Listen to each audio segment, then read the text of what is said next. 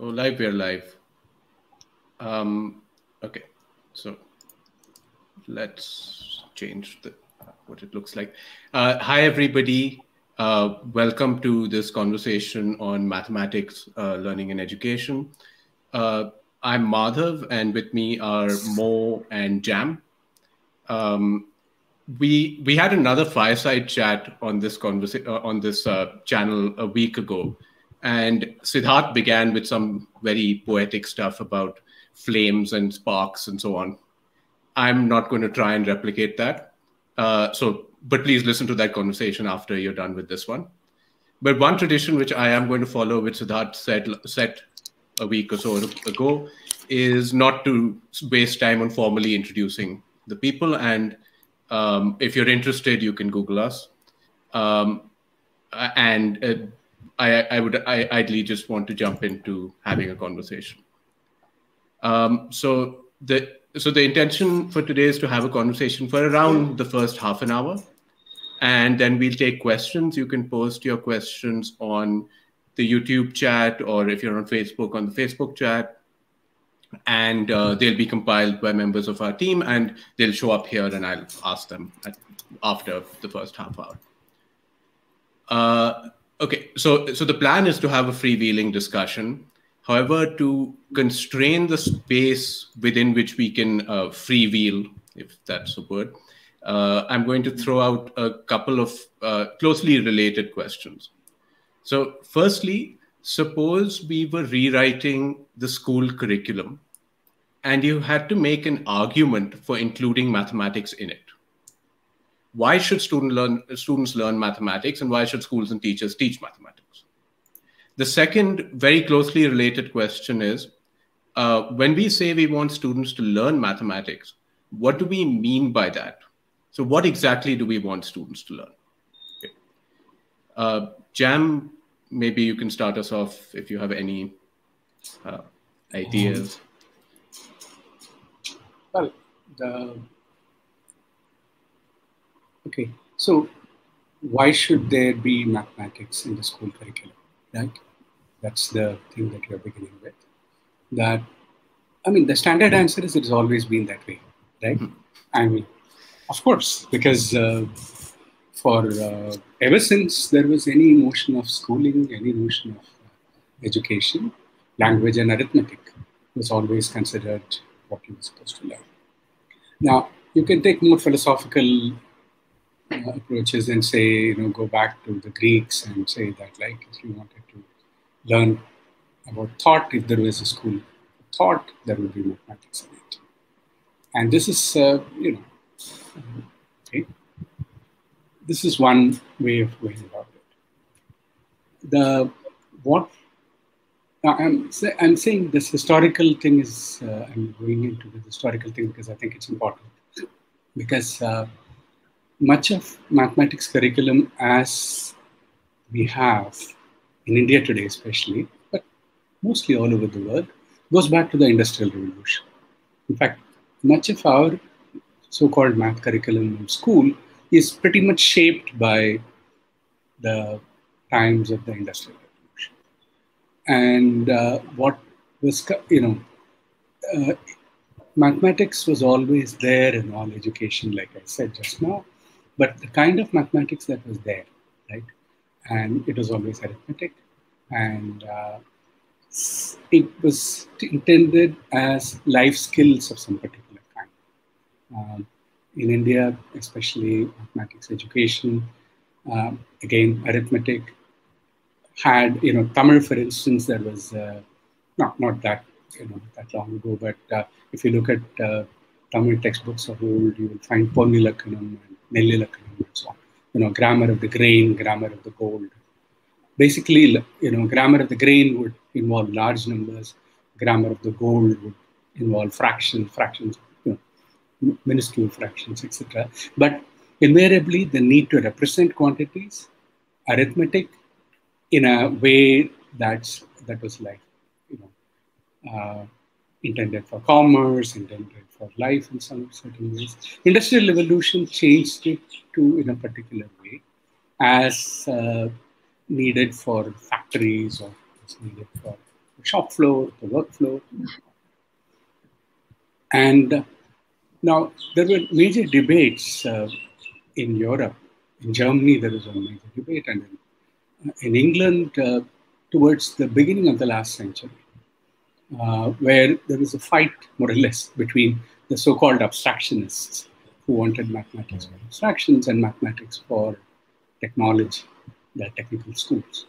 And as it turned out, in England, it was the technical schools that won. I'm putting it crudely, of course, I'm not a historian.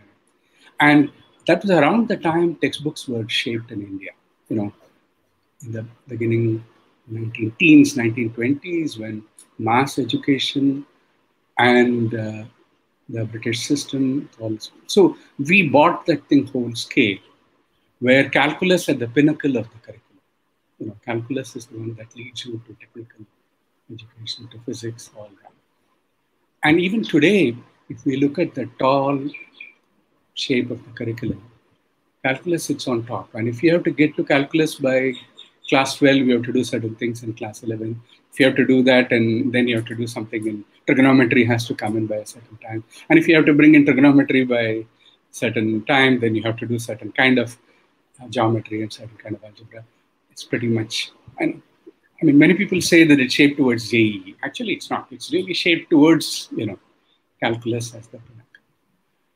Now, as I said, this was the need of the Industrial Revolution, but today we are still holding on to that. So I would say, if you want to ask a fresh, right, why should there be mathematics curriculum? Can we look at it from today's era? I suspect the answer would be very different. And I would have something to say on, but I would say that, going back to the other stream, which I said didn't win out in England, and largely influenced math education in the Anglo-Saxon world, where it took more towards technical education, calculus orientation. Invariably, it is always privileged what would we call mathematization of thought, whatever that means. The reason to teach mathematics is so that your thought gets mathematized, which means that it's, like I said, a school for thought. There are various ways of thinking, and mathematics is one particular way of thinking. And it privileges one way of thinking. It's about representations, abstractions, generalizations, particularizations, between these. And even Ian Stewart calls it's an uneasy thing that hangs between physical reality and the abstract world. That ability to go back and forth between these and belong to neither is what Ian Stewart calls the mathematical realm. That's very intangible. It's very hard to pin down, but I would say it's to do with thought. Certain ways of there are various. Humanity has various ways of thinking about things, and this is one that has proved remarkably successful. It's aesthetic. It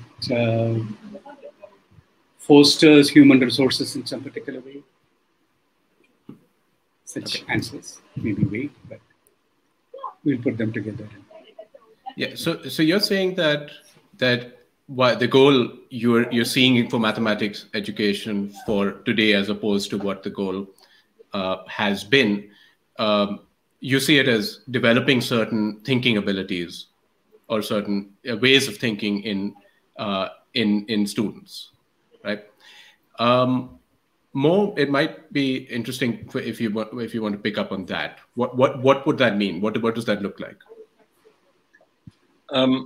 I want to pick up on this, what Jam mentioned as mathematics for industry and hence calculus. I once addressed a group of engineers, about 100 of them. About 100 of them, and asked them, how many of you had to use calculus after you graduated? Out of 100, about 2 hands went up. And my question was, did you waste your time learning calculus? Why did you learn calculus? Nobody had any idea. And I think you can ask this question about everything. Why did you learn X? Did you ever have to use it in your life after graduation, after the exams? And the answer is going to be no, we didn't.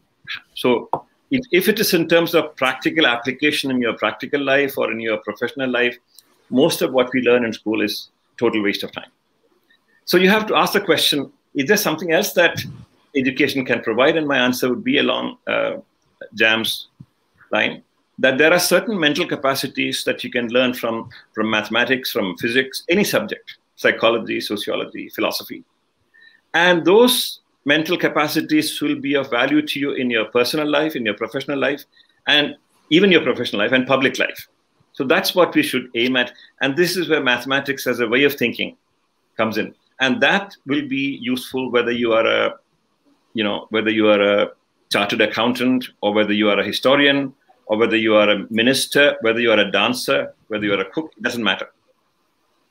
So I think that's what we need to take from math. What is it that math can give us, regardless of our particular careers and regardless of employment, but in turn will contribute to even your employment part. So there is some content knowledge from mathematics I think all of us need, like for instance, just basic arithmetic and stuff like that. What you're talking about is beyond those basic skills and so on, which you need related to mathematics. There are a bunch of things which mathematics can provide, which a terrain to develop abilities on, which is much easier to do in mathematics than in other areas. For instance, things like reasoning and things like defining and things like classification and things like that, which is much cleaner in mathematics than anywhere outside. So it's a good starting place, starting training ground for that. Okay. Jam, do you have?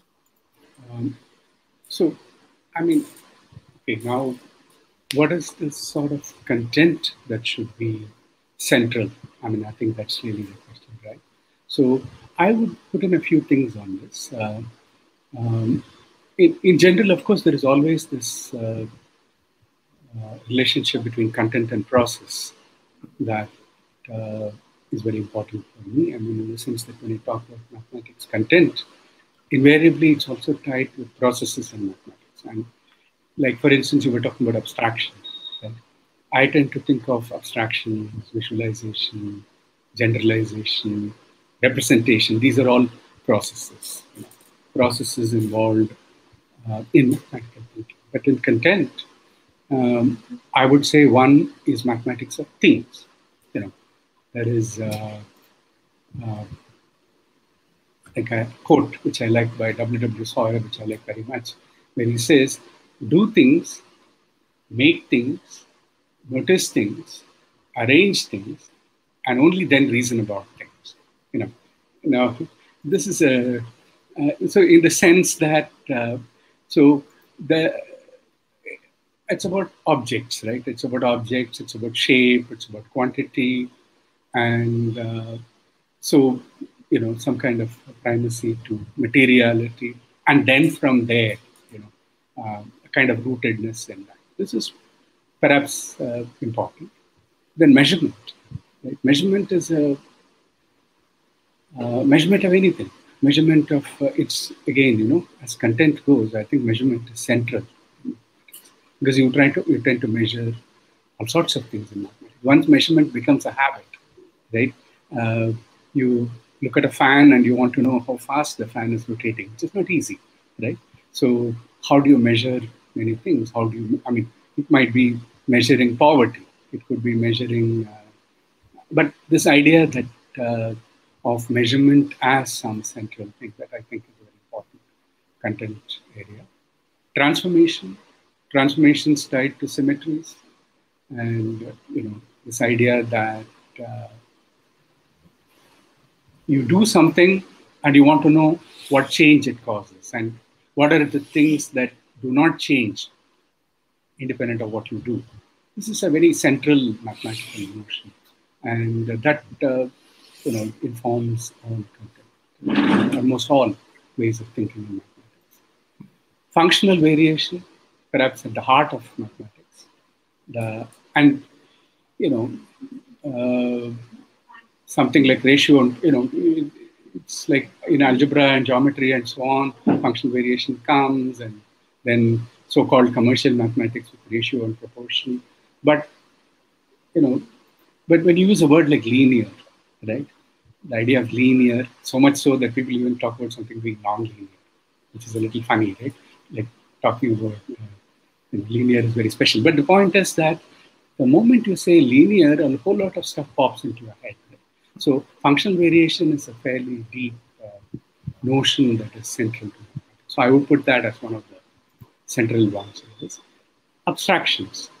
Abstractions where the notion of identity, the notion of equivalence, similarity, recursion, all this is, and symbolic representations. So all this goes into the very notion of mathematical procedures. So I would say abstractions.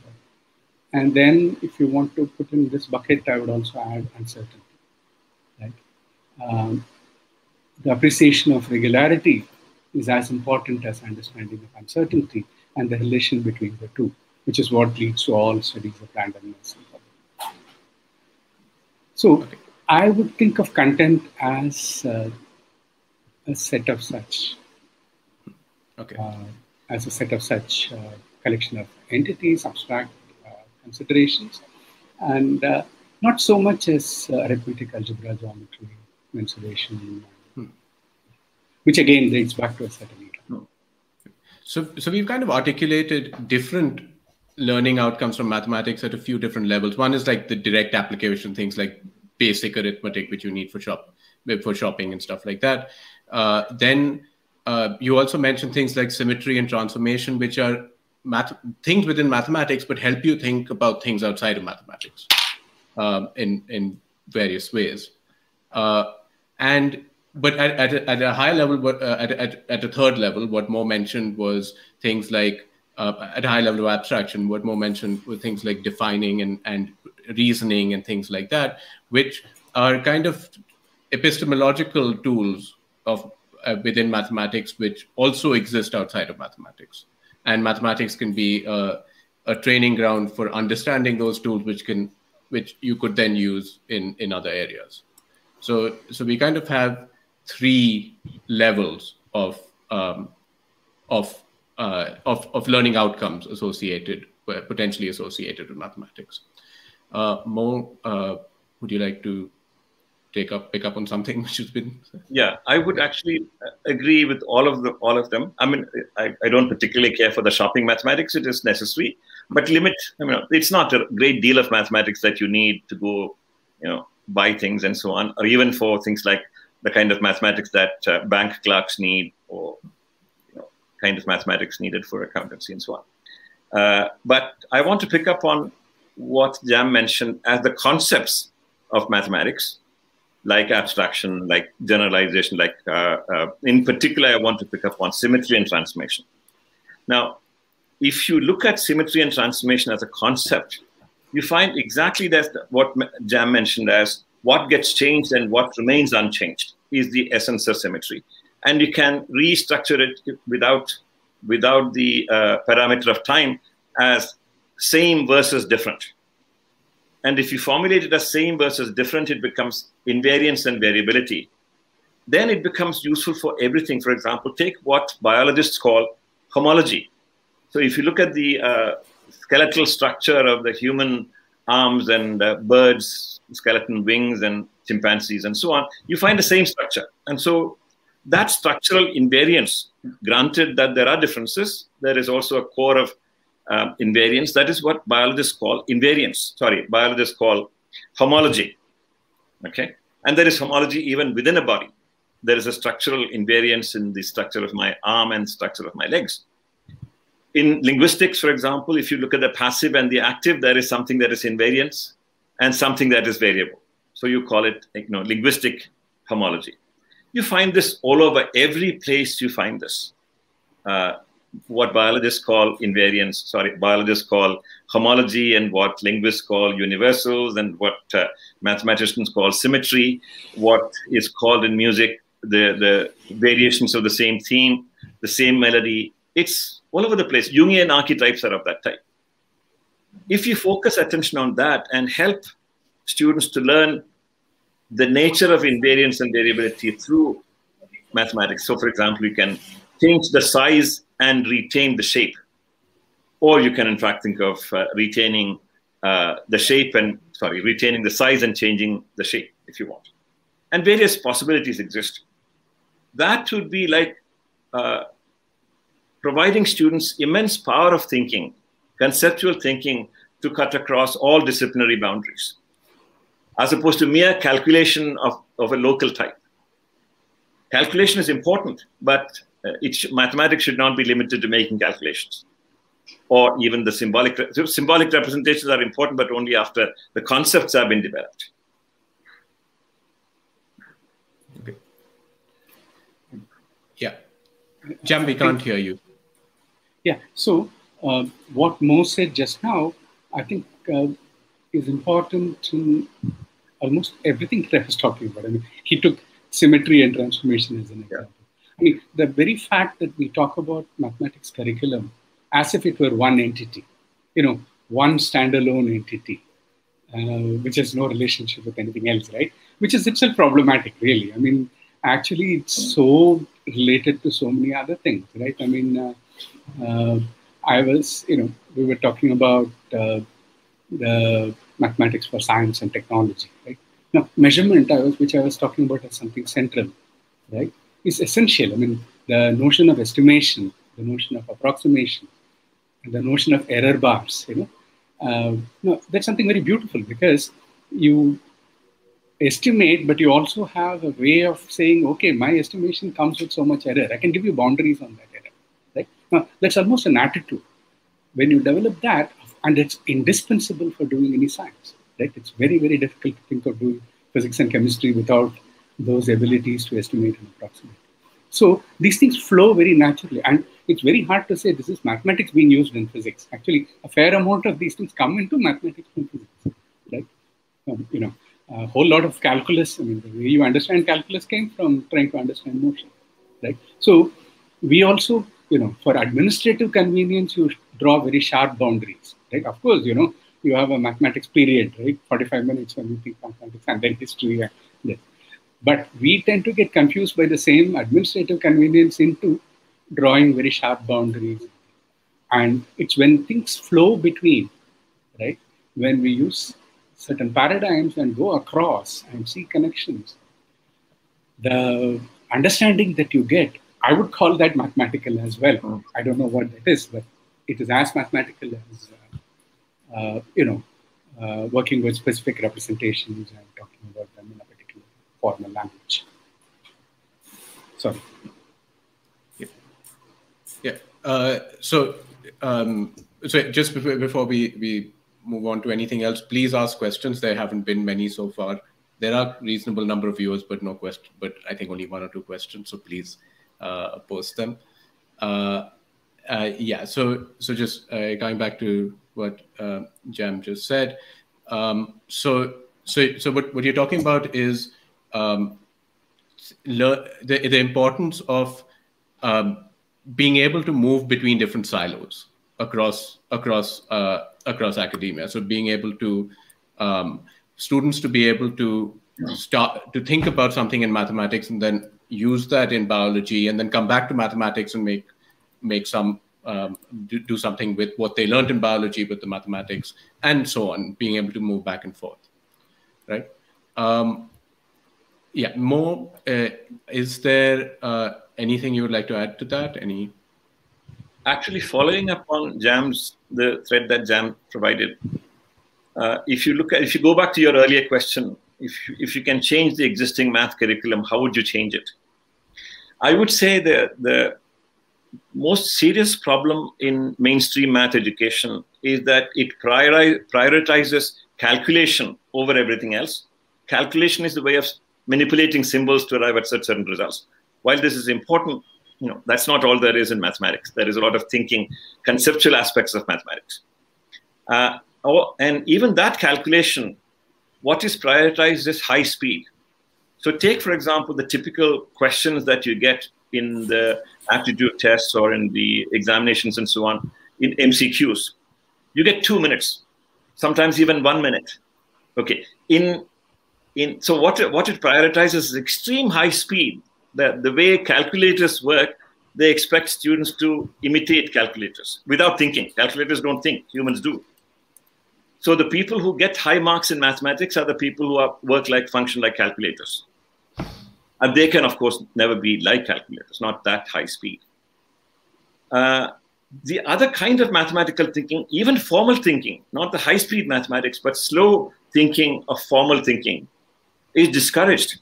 So if you take something like 2 weeks to solve a problem, that's where the thinking comes in, or maybe 7 years. So if you can change the nature of the exams and nature of the teaching such that it does not prioritize meaningless symbol manipulation at high speed, I think we will convert math education into something beautiful and meaningful.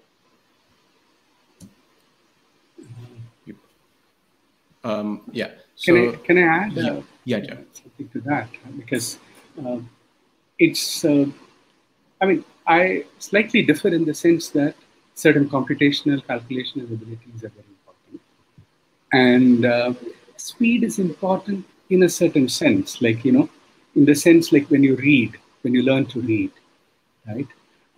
Unless you develop fluency, you won't feel like reading, right? So if you're very slow at stringing things together, then you don't have motivation to read. And therefore you need to be, you don't need to be able to read fast, but you need to be able to read fluently to want to read. So similarly, with computation, a certain level of speed is needed so that you feel like doing when needed. Right? Yeah.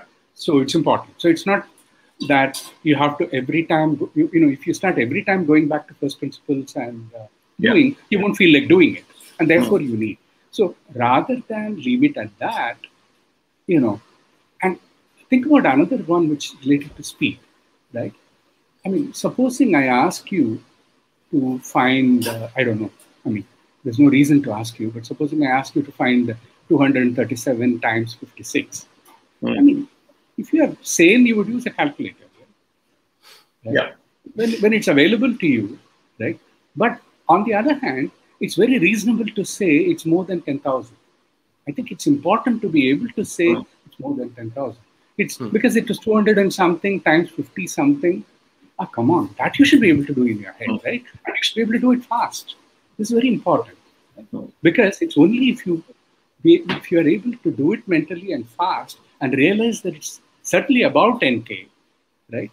It'll get into your head and get embedded in ways of thinking.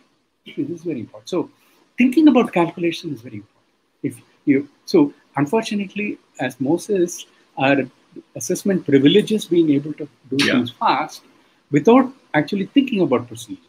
Right? I think thinking about procedures is very important. Reasoning about procedures is very important. Knowing which procedure to use when is very important. When should you be using the calculator? When should you be actually doing it in your head is important. Right? Knowing which level of accuracy is needed when is a very mathematical ability. Right? And if you're buying gold, of course you're going to want to do things in third decimal place. And at that point, in fact, you're not going to trust your mental calculation. You're stupid if you trust your mental calculation because it's in thousands, right? But when you're buying bhaji, it's silly, right? You should be doing things in your head. So what matters when, right? Yeah. So for that, you need insight into procedures. Yeah. You shouldn't be able to just solve linear equations. You should be able to ask which procedure should I be using at this time, right? And so on. Yeah, sorry. Yeah. I often feel like points, and even Paul Lockhart has pointed this out in his essay that what happened. Yeah, it's a great essay. Everyone should read it. Is that what mathematics education has done is to dissuade potentially great mathematicians from becoming mathematicians because of this privileging of high-speed calculations and things like that, which even if you're not, even if you're just okay at calculation, you're not going to be able to do really well in exams and things like that. And so therefore, people who think they're bad at mathematics may not actually be bad at mathematics, right? They may just be bad at that one particular thing within mathematics. I absolutely agree with Jam about the need for fluency, speed, and so on. And I'm glad that he mentioned reading speed. Okay, here is a case in point. I'm reasonably good at reading. In fact, I think I read much faster than most people because I've dedicated more than 50 years, I don't know, more than 60 years to reading. And I can read much faster than most people. However, if you give me an exam paper in which you give me 1 page to read and say, answer questions in 2 minutes, if that is what the exam paper is doing, I'll simply flunk. Because what I will do is I'll read and I'll see something interesting and I'll think about it. I don't have the time to answer the questions then. So it actually is harmful for the people who are thinking, who have high speed, but also have the tendency to think. The people who have the tendency to think are ruled out by these examination questions. So I agree with Jam that it is exactly like fluency in reading, fluency or speed in calculation, extremely important. But exams should not be on that, because if you can, speed comes out of practice. You don't have to have examinations for that. I don't think I have ever taken an exam in reading in which I'm supposed to answer questions in 2 minutes. It doesn't work for me.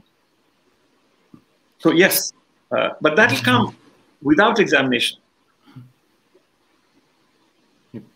In terms of just giving my experience with doing the GRE math subject test, which is like in order to get into grad school for mathematics, I had to like shut my brain off for those 2 hours in order to do well on that, because there were some interesting questions, and if by chance I by mistake got interested in a question, then I'm done, right? Then I've lost, because I have 2.5 minutes, whatever, per 3 minutes per question, and so it dissuades having exams which test that, and that's at a grad school level, which makes no sense. But even at an earlier level, kind of turns people away from mathematics.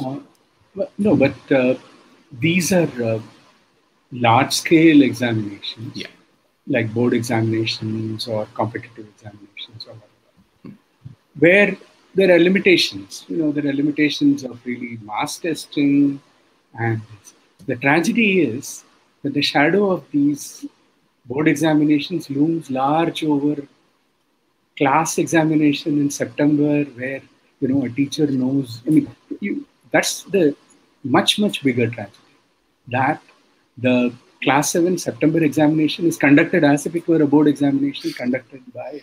Now, this is a real problem, because when high stakes examinations are privileged, and the mode of assessment in a high stakes faceless mass examination get borrowed and used in where you are dealing with 40 children over a period of time, and you have it's not that a board is breathing down your neck.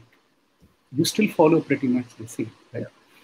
And I have a friend doing research, and he found we were looking at intermediate examinations of Madras from 1870s.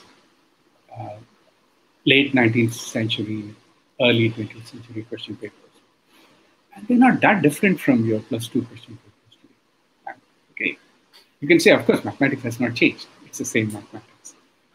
The point is modes that really, go back to that period, go back to early 20th century, which we got wholesale. We are just, holding on to for dear life and following pretty much the same pattern. So, but one word of caution here is that when you say that, mathematics education has stopped many from becoming mathematicians, is it any more than what language education has stopped from poets and music education from musicians? So, mass school examination system and its derivatives have certain, and also this pressure of high stakes examination. There is no JEE in poetry, right? The day when there is GRE in that, you will see this happening with, theater and art and poetry. Yeah. Luckily, thank God for that. But I mean, in art, you do find the students who actually come out of board examinations smiling and saying, that is a very interesting thing. I did watercolor with this and this kind of thing. I mean, I'm dreaming of one day when students walk out of a mathematics examination, smiling, not stressed, and looking happy. Not because they're going to get 100 marks, but because they actually enjoyed the process. Someday. Yeah. So we've actually run past the time we said we would spend on this discussion. So let's move on to the questions. But before we do that, I just want to turn everyone's attention to an online course Think is going to be holding, which is starting in mid-May. The course is called Inquiry and Integration in Education, or IIE. It aims to develop the ability to think like mathematicians, scientists, philosophers, historians, and so on. And if you happen to be a parent or a teacher, then even to help others do that. The best sales pitch I can give for this course, I was thinking about this today, is that almost all of our team, or the Think team, who's hosting this webinar, have come from is made up of former IIE participants. And most of them are volunteering their time to work on our goals without any monetary remuneration. You can take a look at the list of names on our website. So these are people who enjoyed the course so much that they decided to volunteer their time to help others achieve the learning outcomes the course aims at. So I think that's the best sales pitch I can give for the course. But you guys should take a look at the website, which is on the screen right now, and applications close soon. So please take a look at it. And if you're interested, you can, there's an application form on that link, think.education/IIE. Okay, so I'm going to ask Aditi to put up questions now. Okay. So Velavan asks, Jam, what do you think should be the focus of mathematics at the primary level? Well, I was talking about mathematics of things, right? This, I think, is very, very important, especially at the primary level. I think overall, having a material basis, working with material, working with concrete objects is something that needs to be emphasized at the primary level. But that's not the same thing as saying that primary means you work with the concrete and later you work with the abstract. And I think that's complete nonsense, because children are as capable of abstractions, and children handle children handle representations all the time, and they manipulate representations, they work with them, they come up with their own. In fact, children are very free. Small children, in fact, feel remarkably free to invent representations and invent abstractions. So I would say pretty much all the processes that we talk about are relevant at as much at the primary level. And but if we can privilege sensory perception, like when we talk about data handling, it's not data only in terms of numbers, right? Music, sound, there is data in sound, there is data in touch, there is in feel. So working with all the senses, especially, and doing mathematics with all of them is something that I would say should gain central focus at the primary. So my only addition to this would be at the primary level, we often jump very quickly into giving students representations, which, as Jam said, students are so good at creating them that we shouldn't be kind of forcing things on them. Like you see that with numbers, where you're giving students numerals, you're giving students a base 10 number system and things like that. These are things which students can create. Kids are really good at. So I just would allow as students to do as much of the abstraction and the creation of mathematics as possible before you give them all of these things. Yeah, Mo? I would distinguish between let's say, abstractions which are built into natural language. So when you say something like dog and cat, they're abstractions already. You cannot learn a language without abstractions, that the words point to. And children can learn these abstractions by the time they're about 4 years old. They already have these abstractions, contrary to what Piaget said. Then there is an abstraction that comes from science, in fact, going slightly above. And one could possibly teach mathematical concepts as scientific concepts without going to mathematics proper in the primary school. Let me give you an example. Children have the abstraction of line, children have the abstraction of triangle, circle, square, etc. before they learn mathematics. And you can let them play with those concepts before they get into the idea of line without breadth. Now, that is extremely difficult for young children to imagine. The way children think of line, it has always something that you can see on a piece of paper. And they cannot imagine, a triangle that is invisible because the lines are not subject to visual perception. So take triangles which are seeable, which is not Euclidean triangle, and then let them play with triangles and squares and circles and so on as scientific objects and abstractions. So, for example, playing with shadows will teach you geometry. Origami will teach you geometry. All kinds of things will lead to geometry, so primary school children can begin with that experiential basis that will then help them to move on to the second step. I don't know exactly when children are ready for that, but definitely not 6-year-olds. Probably around 10 or 12, they are ready for that other kind of abstraction. I haven't seen any neuroscience work on developmental of capacity for that kind of abstraction, where mathematics is mathematical thinking and mathematical abstraction is required. Aditi, we should move on to the next question. Anurag asks, how do we develop mathematical thinking? Okay, that's a very broad question, which it might be a good idea to take a look at the course rather than us trying to understand that. So IIE. Okay, so let's take the next question. Is there a is mathematical thinking innate, or can it be developed with effort? This is more. I mean, come on, this is straight. Here is a Chomskyan. Yeah. You are the one who has to talk. I think it might take me about 50 hours to respond to that question. So I'll say it in one sentence, both. Innateness does not presuppose that it is not something that you develop through learning. It's like language. Language is innate, but you also need, learning from other people and so on. So it is both innate and acquired. Okay. Yeah, Aditi, you want to? It's the next one.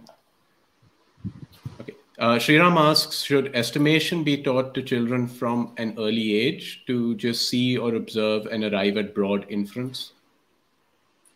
If so, the increasing access to more accurate measurement, you can check exact weather, doesn't that diminish the ability to estimate? Well, all of those are actually estimates. Like all of those come with some amount of error, right? Even when you say exact weather, when you're looking at an app, there's some error in that. Even if you're measuring the weather right now outside, even if you're not even predicting, there's still some error in that. So that is, all of these are estimates. I think Jam talked about estimation for younger children. I don't know, Jam, if you want to pick up on that. Yeah, I certainly want to. First, the earlier question is measurement and estimation, starting off early. That I think, should be taught from children from an early age. Absolutely. I think because there is, you look at a tree, estimating the number of leaves on a tree. I mean, I think I can probably write an app to do that as well. But, the app is not going to, actually count. If the app is going to start counting the leaves and giving me the answer, it isn't going to be any better, right? So, or standing on the beach, trying to estimate, the classic question about sands on the beach, right? Why not? You know, estimate the number of people, how much milk was used for chai in Chennai this morning. Right? You can estimate anything, and the ability and the thought that goes into it, the discussion, and now this is very, very important out there. This is not a solitary activity, right? It is when you, I mean, if I take some cabbage and try, we used to do these metric melas where, we'd have children and adults coming in, somebody standing with a cabbage, and, the adult child is standing there, and the adult would estimate the weight of the cabbage. At the end of the day, whoever got closest to the actual weight gets a prize. What is the prize? The cabbage itself, right? And so it's a lot of fun. But then you realize that everybody has different estimates. And remember what I said earlier about how accurate when, right? Of course, if you take, an egg, right? Everybody has some estimate on how heavy that egg is, right? And that makes sense. When you buy gold, you're not going to be happy with that, right? So to think of when you need more exactness, right? I agree with Madhav that there is always some approximation, there is always some estimation. But deciding when you want something to be more exact. Why do you take pride in saying that quantum electrodynamics is calculated up to, I don't know how many decimal places, right?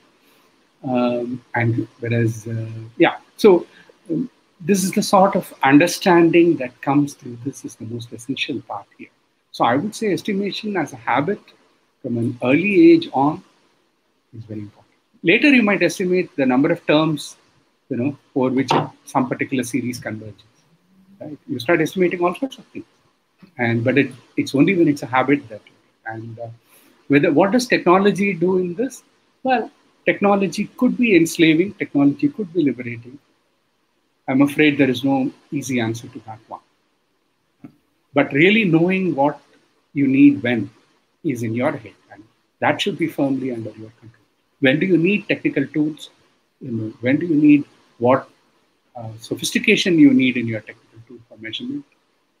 What kind of instrumentation you want out there is broadly comes under kind of rubric of mathematical maturity.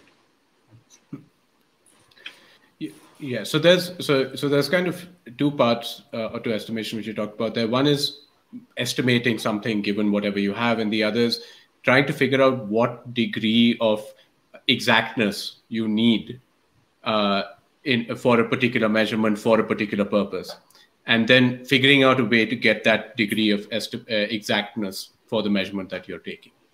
Right? Okay. I think we can move on to the next question, Aditi.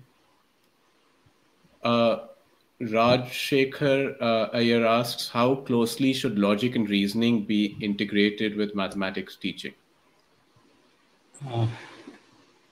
Yeah, Jam. Yeah. Wants to. Yeah. Yeah. Okay. I gave a talk last year, which was titled "Logic in the Mathematics Curriculum," in the school mathematics curriculum, with a subtitle "The Outsider at the Window." I mean, I see logic as just standing at the window and looking at it. I mean, there is logic, but logic is pretty much outside the mathematics curriculum as it exists today. And so that's a one-line answer that I would say it has to come in. It has to, we have to invite that outsider who is standing at the window, invite very politely and give the rightful place to that outsider. That's just as an image to say. But of course, there's a lot more to say about that. More. Yeah. Thank you. I think I would like to tell a kind of story in my own teaching. About 5, maybe 8 years ago, as part of my course that I was teaching at ISER, I had spent about 3 or 4 weeks on logic, just basic first order logic. And the students didn't quite understand why I was doing it. People didn't take it seriously, but they went through the stuff, even though they couldn't understand that meaning. Even though I kept, trying to explain to them this is going to be of value to them in all aspects of life. And then some of them, in particular, one student who went to Chennai, where Rami is for Chennai Mathematical Institute for a course, summer course. He came back and said, I was so delighted because I was the only one in the course that really understood what was going on. And the logic helped me to do the kinds of things that were happening in Chennai Mathematical Institute. And I think this is simply not just logic for mathematics, but logic for everything. Logic for physics, logic for biology, logic, logic is the kind of foundation for all academic knowledge. And mathematics is particularly dependent upon logic. I would be a little careful here when talking about logic in the curriculum, separating out formal logic from reasoning. And you don't want to introduce formal logic too quickly in a school mathematics curriculum before they learn how to reason, because it kind of becomes a crutch upon which students stand rather than actually reasoning, because then you just do symbol manipulation in order to get to your conclusion rather than I would agree than actually thinking about what's happening. I'm not even sure. Sorry, go ahead. Yeah, I'm not even sure you need the formal language of logic at all. In fact. But you do need many notions from formal logic. I mean, the notion of truth. I mean, if you say x squared minus 2 equal to 0, does it have a solution? Yeah. Depends. It depends. Yeah. Depends on where you are. It's not true or false. I mean, this is another major fallacy, right? Yeah. That typically mathematical statements are, people say, oh, mathematical statements, they're true or false. I mean, there's nothing.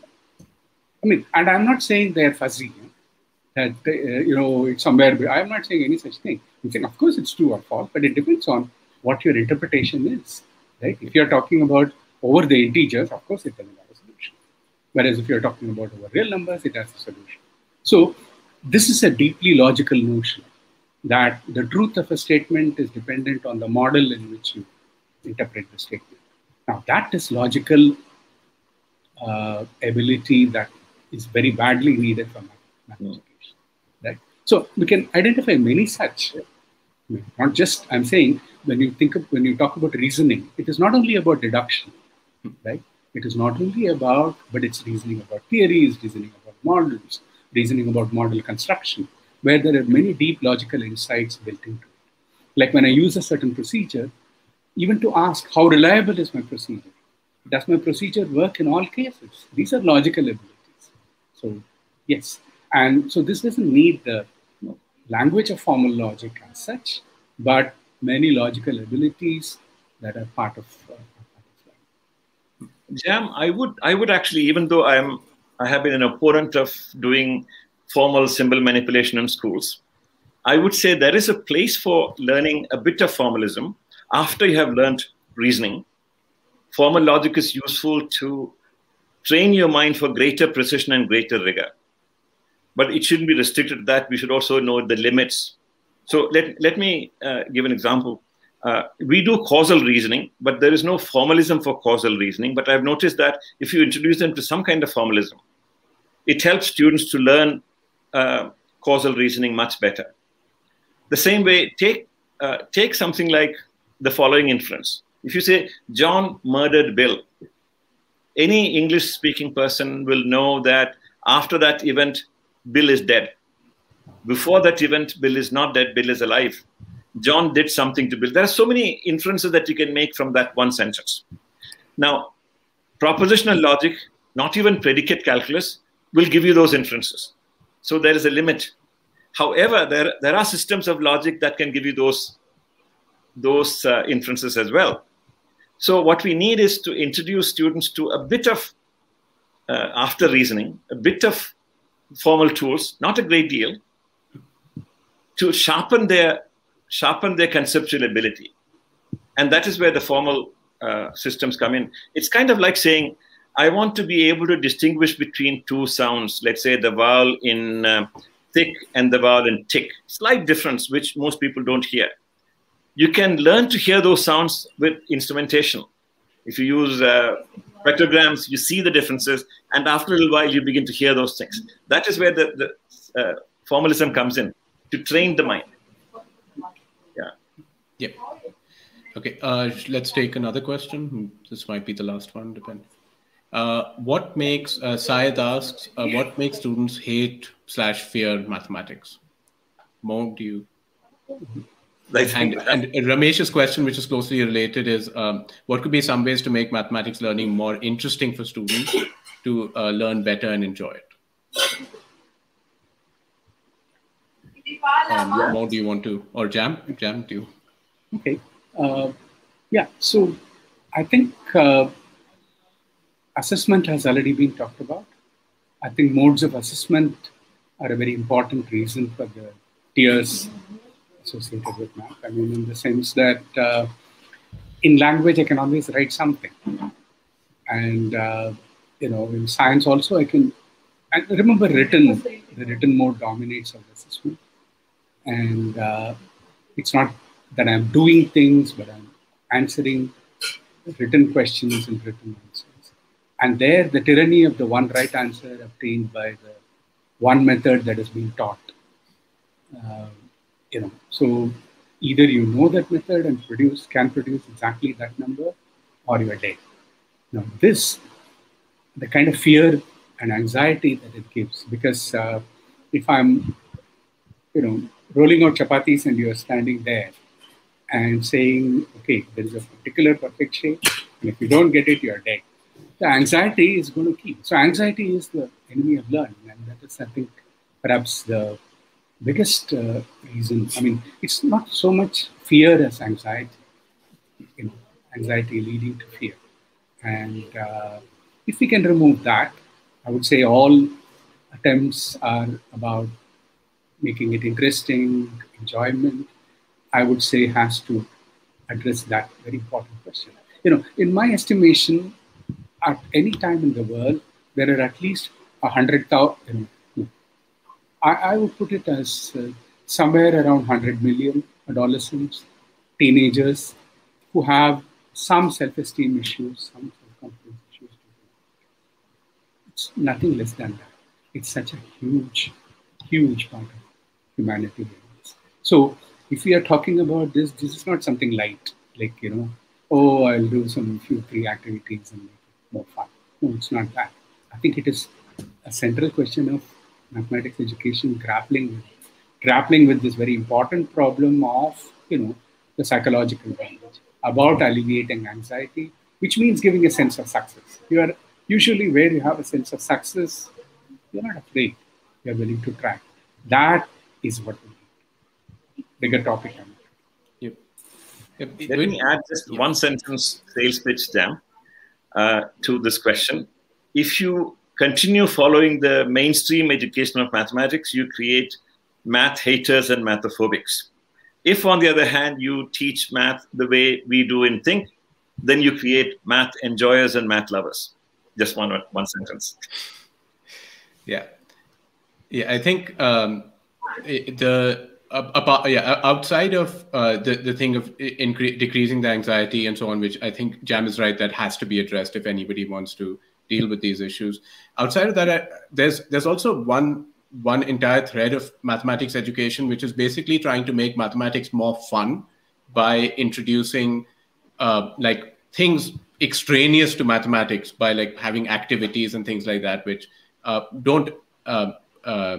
which aren't like contributing to the mathematics learning really. I really think that's a bad route to go down. I would go down the route of actually going deeper into mathematics and actually getting students to think. Because at least in my experience and in our experience, that's what gets students really excited in a mathematics class, where they're challenged, where they're constantly pushed to learn, as long as there's no exam at the end, which they have anxiety about, right? Or there's no exam which they're forced to follow a particular path and find a particular answer. And that, so that's the last thing I wanted to say. Is there anything else you guys want to add? Because we're in the last minute of the hour. I thought you were going to answer the question, what is mathematics? Yeah, it was there on the poster. So it was there on the poster. You have one sentence to within a minute. Or a few okay, seconds. Mo, I'm leaving that to you. What is mathematics? You have 40 seconds. One sentence? Yeah. If you give me 2 hours, maybe one sentence. Yeah. Mathematics is what mathematicians do, I think. That's a cop-out. Yeah. Well, I'm not sure that's true also. Okay, mathematics is what really good mathematicians do. Okay, then or what mathematicians ought to do. Ought to do, yeah, exactly. Okay. All right. Okay, thanks a lot, everybody, for joining us. This was fun. Thanks a lot, Jam, for being here and joining us. And maybe we can continue with maybe we can do this some other time again for the people here, if that's of interest to anybody. And thank you. Thanks. We can stop.